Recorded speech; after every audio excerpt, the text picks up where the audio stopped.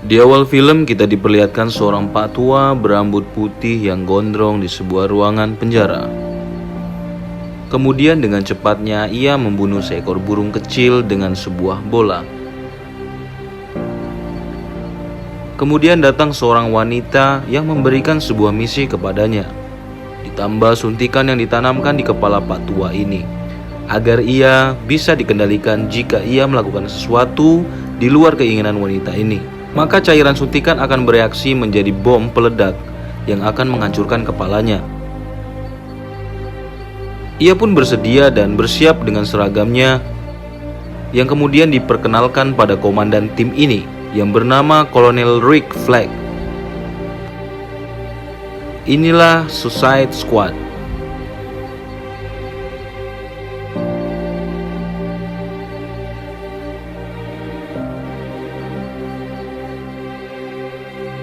Mereka pun berangkat menuju lokasi yang merupakan target misi mereka dengan menggunakan pesawat Hercules setelah mereka saling berkenalan satu sama lain.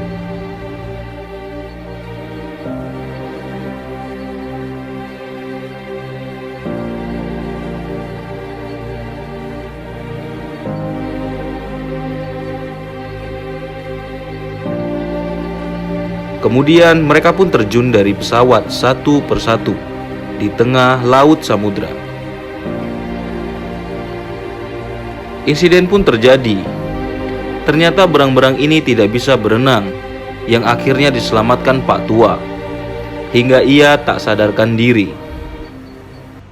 Saat mereka semua telah sampai di tepi pantai dan bersiap untuk masuk ke dalam hutan, tanpa komando dari Kolonel Flag, Blackguard dengan terang-terangan keluar dari gerilyanya dan menantang pasukan musuh di balik hutan.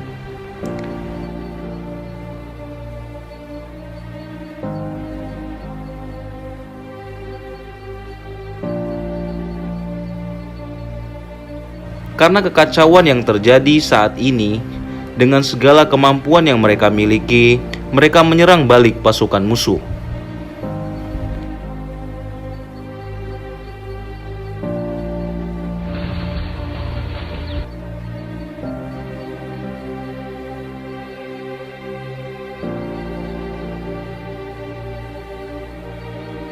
Selain kalah jumlah, mereka juga kalah dalam persenjataan, yang mengakibatkan banyak tim yang dipimpin Kolonel Flag ini mati. Pak Tua yang merasa syok dan putus asa karena teman-temannya mati, berusaha melarikan diri dengan berenang menjauhi tempat itu.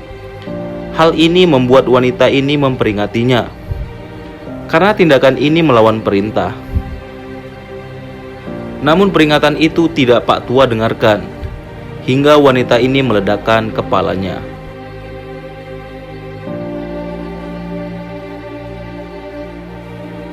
Satu skuad ini pun dinyatakan gagal. Dan ternyata skuad Suicide sebenarnya berada 10 km dari sana. Skuad Kolonel Flag hanyalah pengalihan pasukan musuh. Tujuannya agar skuad Du Bois dengan mudah masuk melewati hutan. Kita kembali ke 3 hari sebelumnya, di mana pria ini sedang melakukan bersih-bersih di sebuah penjara. Terlihat raut wajahnya sangatlah tidak bahagia dan letih. Kemudian Waller, si wanita di awal durasi film ini, datang menemui Du Bois, nama pria ini, menawarkan kembali sebuah misi yang berulang-ulang ditawarkan ke Du Bois. Namun Du Bois tetap menolak dan tidak peduli dengan semua hal. Waller pun memberi kejutan kepada Du Bois bahwa ia kedatangan tamu. Du Bois pun dengan segera menemui anaknya. Apa yang sedang terjadi? Dan anaknya bilang kalau ia melakukan pencurian jam tangan yang bisa menonton TV. Du Bois pun marah karena tindakan itu tidaklah keren dan memalukan.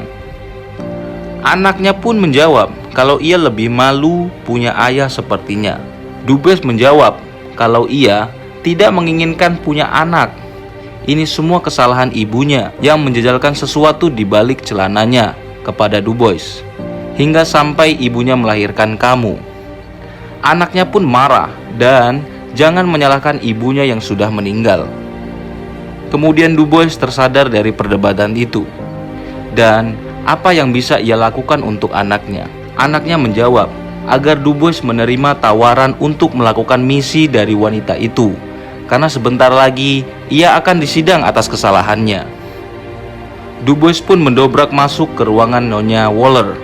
Kenapa dia memperalat anaknya? Waller pun menjawab, ini kesempatanmu untuk menjadi ayah yang baik dan menyelamatkan anakmu agar tidak masuk penjara yang kejam. Du Bois menjawab, kenapa harus aku yang menjadi pemimpin tim dalam misimu?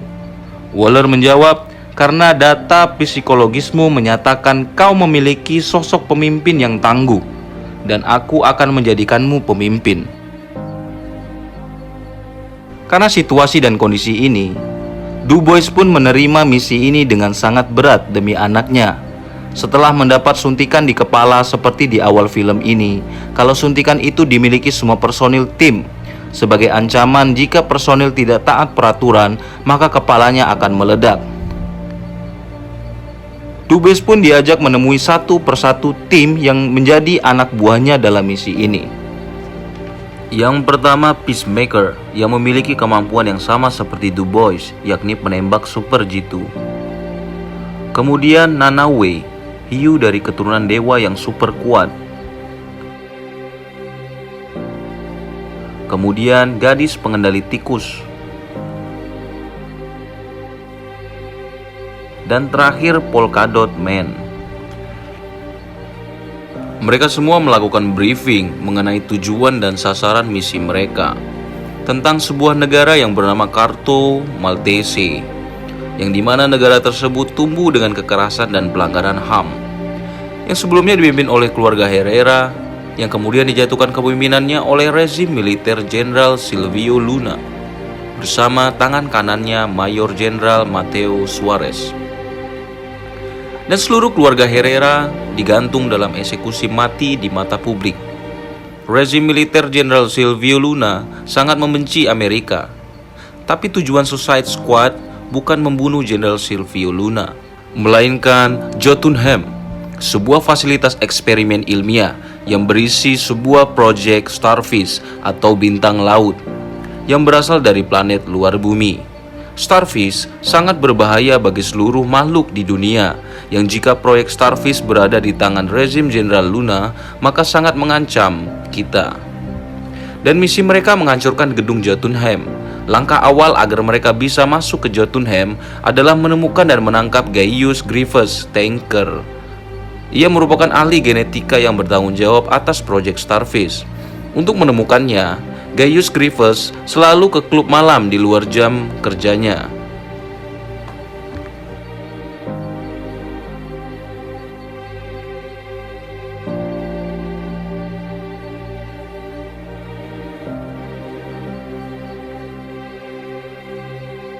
Scene kembali ke 3 hari berikutnya, di mana skuad yang dipimpin Du Bois berhasil menyusup dan masuk melewati hutan.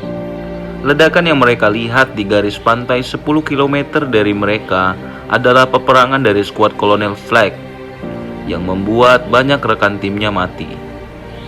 Dan ternyata Harley masih hidup dan mendapat hadiah tombak dari rekan timnya di hembusan nafas terakhir. Harley pun ditangkap dan ditawan oleh tentara musuh. Sedangkan Kolonel Flag yang juga masih hidup, namun harus tertangkap juga oleh pasukan kemerdekaan rakyat Corto Maltese yang dipimpin oleh seorang wanita. Scene pun berpindah pada tim Du Bois. Mereka beristirahat di sebuah tempat, yang kemudian Du Bois menyaksikan karakter masing-masing anggotanya yang berbeda-beda untuk pertama kalinya.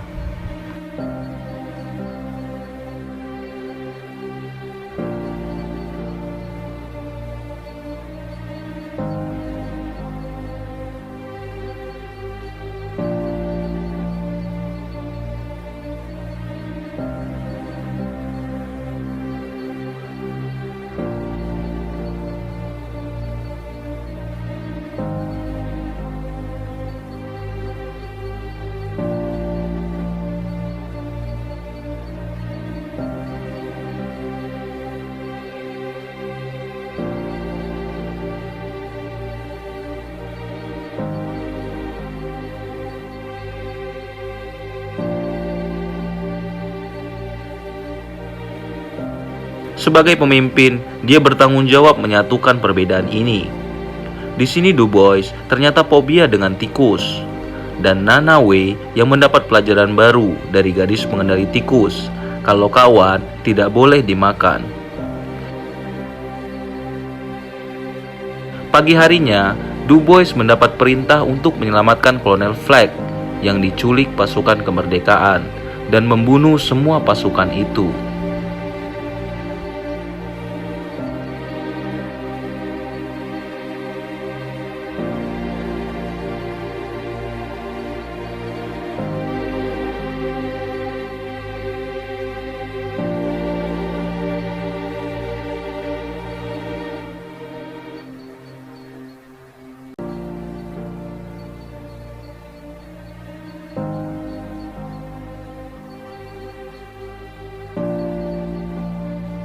Dengan sangat mudah, tim Du Bois membunuh semua pasukan kemerdekaan dan menemukan pondok tempat Kolonel Flag berada.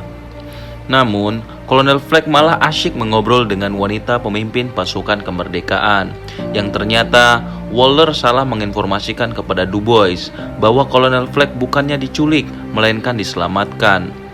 Saat wanita si pemimpin pasukan itu menanyakan kenapa pasukan yang berjaga tidak memberitahunya kalau Du Bois datang, mereka menjawab kalau tidak melihat siapa-siapa di depan. Dengan polosnya, Polka Dot Man menjawab kalau mereka membunuh semua pasukan.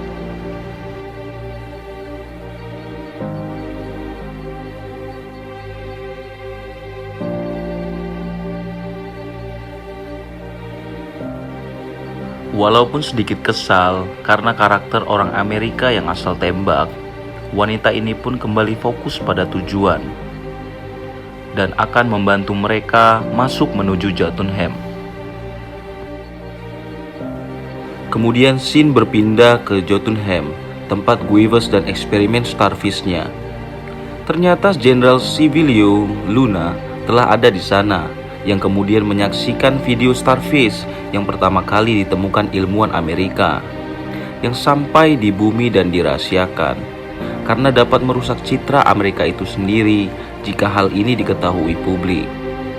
Guivers yang dipekerjakan Amerika selama 30 tahun untuk menjaga Starfish malah berniat berkhianat pada Amerika, yang kemudian bekerja sama dengan rezim Jenderal Silvio Luna untuk menyerang Amerika dengan Starfish. Scene pun berpindah pada Harley yang kemudian diminta tentara yang menawannya untuk menghadap sang jenderal, di mana ia diminta berdandan layaknya sang permaisuri dengan gaun yang sangat indah.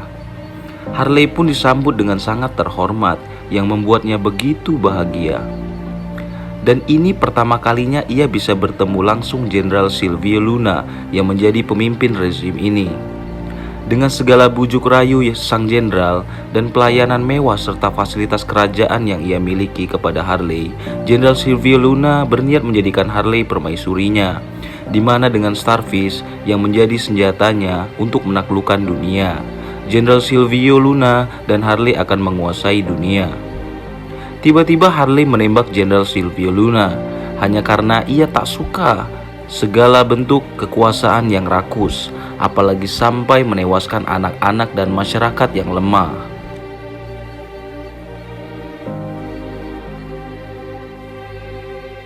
Akhirnya Jenderal Silvio Luna mati di tempat dan Harley ditangkap oleh tentara penjaga.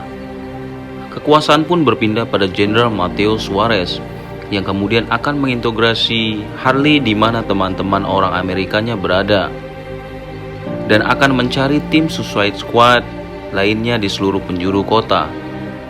Scene pun berpindah ke Du Bois dan teman-temannya, di mana kita akan tahu latar belakang superpower Polka Dot Man. Ibunya adalah seorang ilmuwan antariksa yang sangat terobsesi menjadikan anak-anaknya pahlawan super. Di antara anak-anak dari ibunya itu, Polka Dot Man lah yang masih hidup dan memiliki kekuatan Polka Dot, sebuah totol-totol yang bisa disemburkan. Kemudian gadis pengendali tikus menanyakan keberadaan ibunya. Polka Dot Man pun menjawab kalau ibunya ada di mana-mana.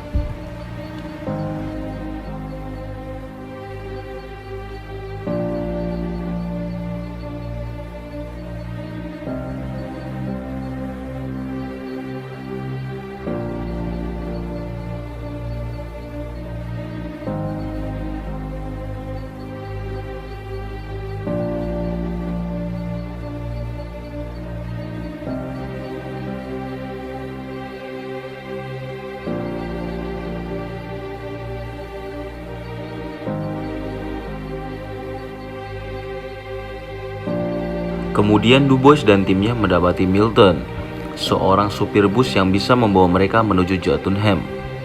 Yang kemudian terjadi kerusakan signal dari markas komando ketika mereka memasuki kota. Mereka pun sampai pada sebuah diskotik di mana tempat itu biasa dikunjungi Tinker. Sambil menunggu kedatangan target, mereka bersenang-senang sejenak tanpa melupakan misi.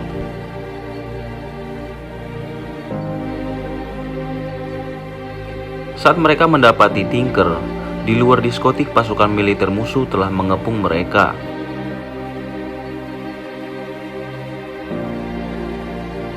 Tanpa kehabisan akal, Du Bois memerintahkan gadis pengendali tikus dan Polka Dot Man membawa Tinker keluar lewat pintu belakang menuju bus Milton.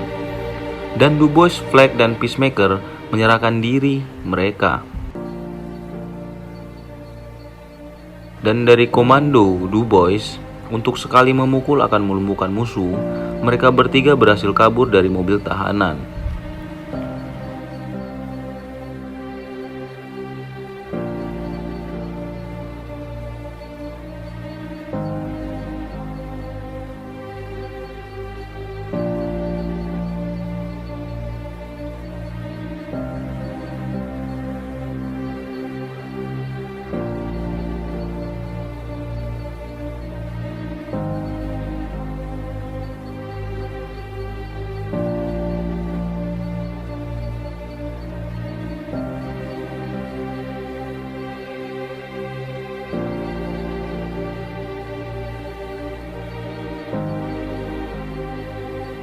Scene berpindah pada Harley yang mengalami penyiksaan dalam interogasi Jenderal Matteo dan algojonya.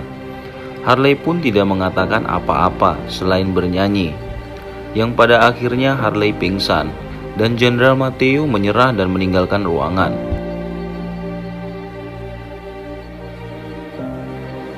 Ternyata Harley berpura-pura pingsan, yang kemudian ia melumpuhkan algojo dan keluar dari ruangan itu.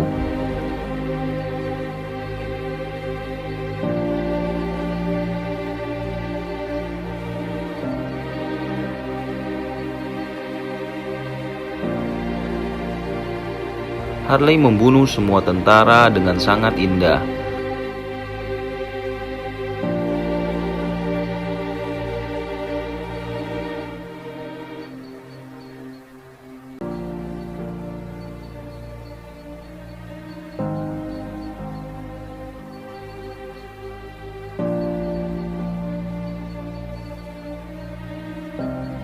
Yang kemudian ia melihat teman-temannya dan menghampiri mereka.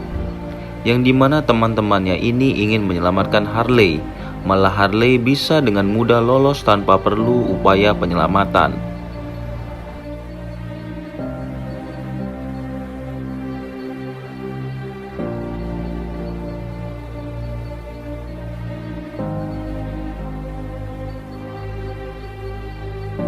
Dirasa personil sudah sangat komplit, mereka pun menyelinap masuk ke kawasan Jotunheim dengan Guivers Tinker yang membawa bus sebagai akses mereka. Para tentara penjaga tak menyadari keberadaan Suicide Squad di dalam bus, yang membuat penyelinapan ini berhasil dengan sangat mulus.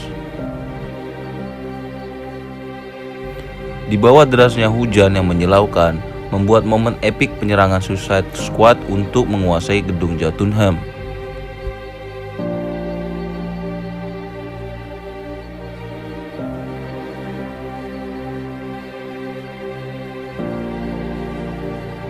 Terlihat dari kemampuan skuad bunuh diri ini tidak diragukan lagi dalam seni membunuh, bahwa mereka ini adalah orang-orang yang sangat berbahaya dan terlatih.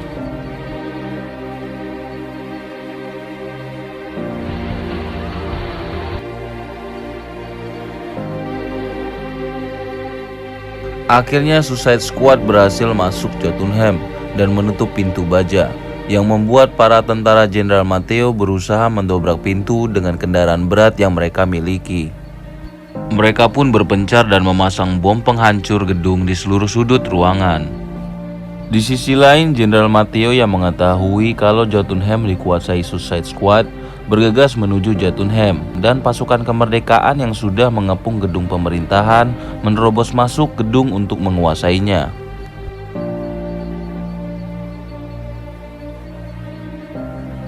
Kemudian Kolonel Flag dan gadis pengendali tikus dibawa Grievous Tinker pada ruangan eksperimen Starfish, di mana bintang-bintang laut kecil yang menempel pada wajah manusia terkurung di sebuah penjara. Ratu Starfish sendiri ditempatkan pada akuarium raksasa yang membuatnya jadi sebesar ini karena ia telah banyak memakan korban jiwa. Inilah kerusakan yang dibuat oleh Amerika yang menjadikan Jotunheim sebagai lokasi untuk menutup dosa Amerika selama 30 tahun. Kemudian tiba-tiba Peacemaker datang dan Kolonel Flag tidak memerintahkannya kemari. Flag pun mencari kaset rekamannya, di mana ia akan menyebarkan bukti ini kalau Amerika lah yang bertanggung jawab atas kerusakan ini. Hal ini membuat Peacemaker sangat tidak setuju dan meminta video itu diserahkan kepadanya, hingga terjadi perdebatan antara keduanya. Kemudian tiba-tiba ledakan terjadi.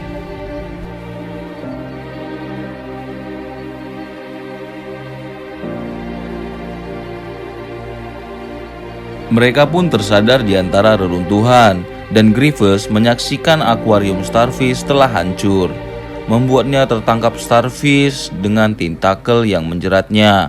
Kemudian membunuh Grievous Tinker yang membuat badannya terbelah dua. Di sisi lain, Flag dan Peacemaker bertarung mati-matian merebutkan driver video itu, yang membuat Flag mati di tangan Peacemaker.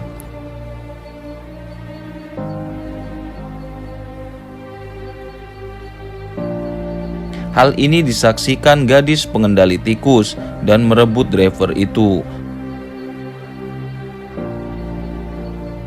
yang kemudian dikejar oleh Peacemaker. Kemudian gadis pelindung tikus terpojok di sebuah jurang dan memohon belas kasihan. Namun Peacemaker tetap mengacungkan pistolnya, pertanda bahwa Peacemaker juga akan membunuh semua tim demi driver ini. Kembali ke 8 menit sebelum kejadian, di mana Du Bois dan personil lainnya sedang memasang bom di setiap sudut gedung. Nanawe yang terpisah dari rombongan bertemu dengan teman baru. Sialnya, tentara musuh ternyata sudah berhasil masuk gedung, yang membuat Milton si supir bus mati. Disusul tentara lain yang datang tiba-tiba, membuat Polkadot Man tanpa sengaja sembarangan mengenai bahan peledak yang mereka bawa, hingga seluruh gedung hancur sebelum waktunya. Dengan takdir Tuhan, membuat Du Bois jatuh bersamaan atap gedung, hingga berhenti tepat di hadapan Peacemaker yang jahat, dan membunuhnya seketika.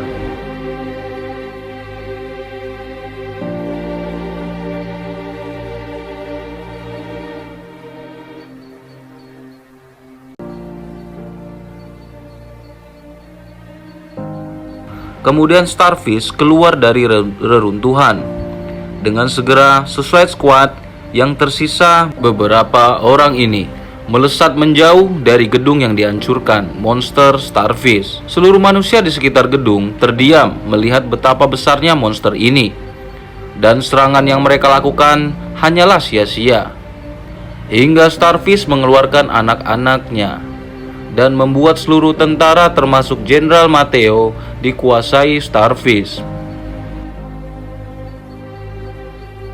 Kita kembali ke gedung pemerintahan, di mana pejuang rakyat Corto Maltese membunuh semua jenderal rezim zolim tanpa tersisa, dan rakyat Corto Maltese berhasil merdeka dan menang melawan penjajahan selama ratusan tahun.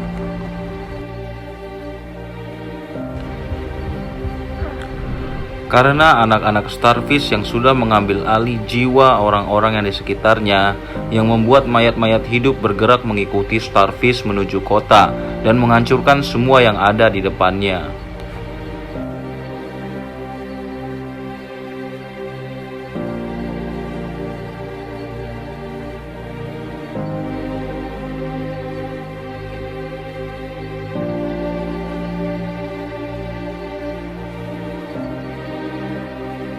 Karena Jotunheim telah dihancurkan, maka mereka telah menyelesaikan misinya dengan sempurna, untuk kemudian bersiap kembali ke markas.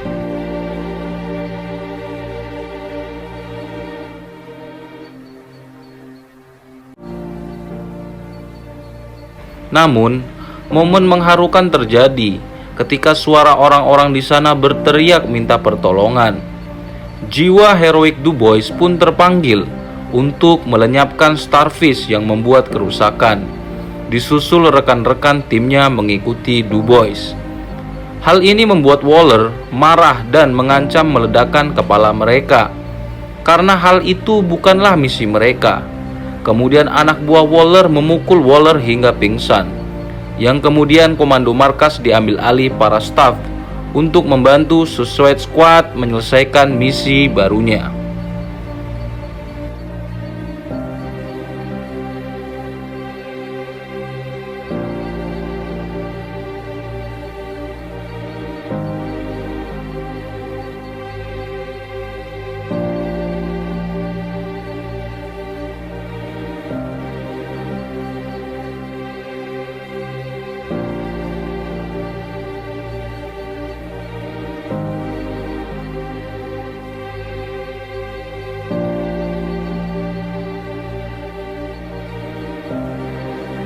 Dengan semua kerusakan yang dibuat Starfish, membuat Du Bois mengeluarkan senjata terakhirnya.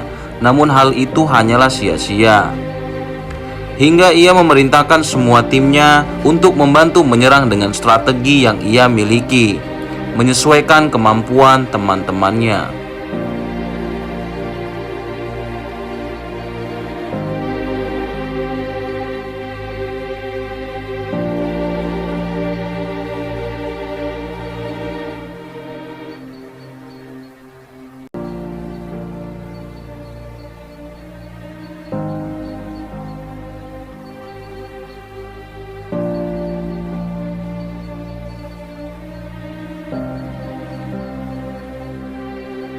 Seketika timnya juga tak kuasa menahan serangan Starfish yang begitu kuat.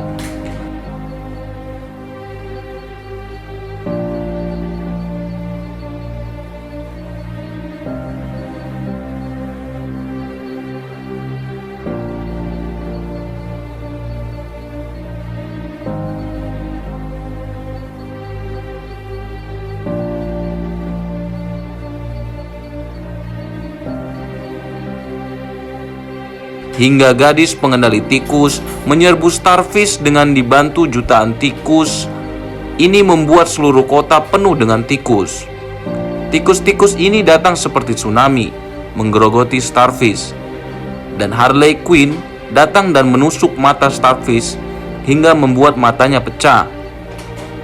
Yang kemudian tikus-tikus itu masuk ke dalam mata Starfish, menggerogoti syaraf-syaraf matanya. Starfish pun seketika tak berdaya dan mati. Ketika semua manusia super ini sudah tak berdaya lagi, tikus-tikus inilah yang kita anggap hama malah datang untuk menjadi pahlawan.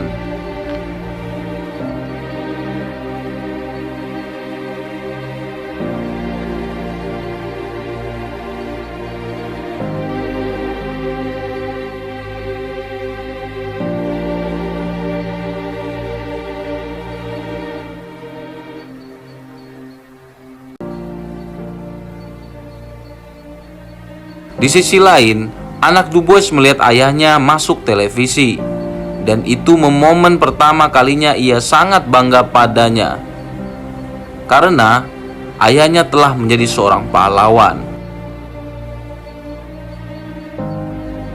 Kita pun kehilangan Polka Dot Man untuk selamanya. Dan dengan bukti rekaman video tentang kejahatan Amerika mengenai Starfish yang ia miliki, Du Bois mengancam Waller agar menjamin keselamatan rekan-rekan timnya dan juga anaknya.